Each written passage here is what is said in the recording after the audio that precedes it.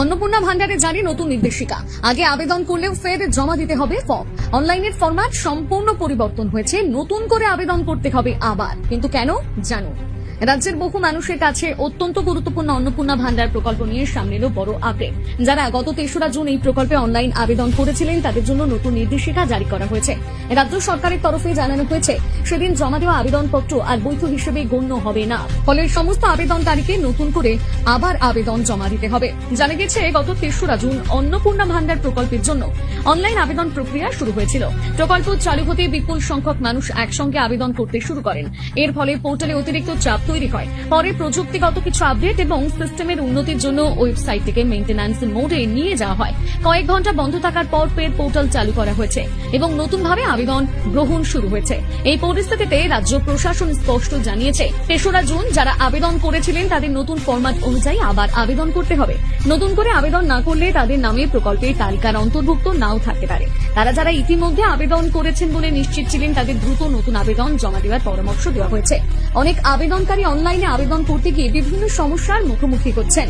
কারো ওটিপি আসছে না, কারো আবার তথ্য আপলোড করতে সমস্যা হচ্ছে। এই পরিস্থিতির কথা মাথায় রেখে সরকার অফলাইনেও আবেদন জমা দেওয়ার সুযোগ রেখেছে। ফলে যারা প্রযুক্তিগত কারণে অনলাইন আবেদন করতে পারছেন না তারাও নির্দিষ্ট পদ্ধতিতে অফলাইনে আবেদন করতে পারবেন। অনলাইনে আবেদন করতে হলে প্রথমে সোশ্যাল রেজিস্ট্রি পোর্টালে যেতে হবে। এখানে সিটিজেন ফ্যামিলি লগ ইন অপশনে ক্লিক করে নিজের জেলা নির্বাচন করতে হবে। এরপর আধার কার্ডের সঙ্গে যুক্ত মোবাইল নম্বর ব্যবহার করে ওটিপির মাধ্যমে লগ ইন করতে হবে।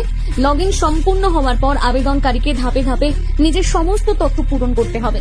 আবেদনপত্রে ব্যক্তিগত তথ্যের পাশাপাশি রেশন কার্ডের তথ্য, পরিবারের আর্থিক অবস্থা, আয় ও পেশার বিবরণ, সম্পত্তি সংক্রান্ত তথ্য এবং প্রয়োজনীয় পরিচয়পত্রের তথ্য জমা দিতে হবে।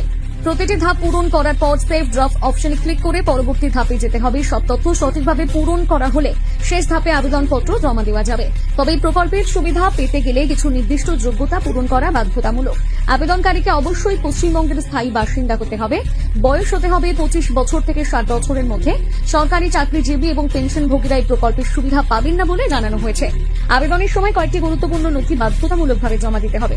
এর মধ্যে রয়েছে আধার কার্ড, ভোটার কার্ড, আধারের সঙ্গে সংযুক্ত ব্যাংক অ্যাকাউন্টের তথ্য, সাম্প্রতিক পাসপোর্ট সাইজ ছবি এবং আধারের সঙ্গে যুক্ত সক্রিয় মোবাইল নম্বর। প্রশাসনের তরফে আরও জানানো হয়েছে একটি মোবাইল নম্বর ব্যবহার করে শুধুমাত্র একটি আবেদনই করা যাবে। একটি নম্বর দিয়ে একাধিক আবেদন করলে তা বাতিল হয়ে যেতে পারে। আবেদন জমা দেওয়ার পরে আবেদনকারীরা সহজে নিজেদের আবেদনের বর্তমান অবস্থা জানতে পারবেন। এর জন্য সোশ্যাল রেজিস্ট্রি পোর্টালে ট্র্যাক অ্যাপ্লিকেন্ট স্ট্যাটাস অপশনে যেতে হবে। সেখানে আবেদন নম্বর লিখে জমা দিলে আবেদনটি কোন পর্যায়ে রয়েছে জানা যাবে।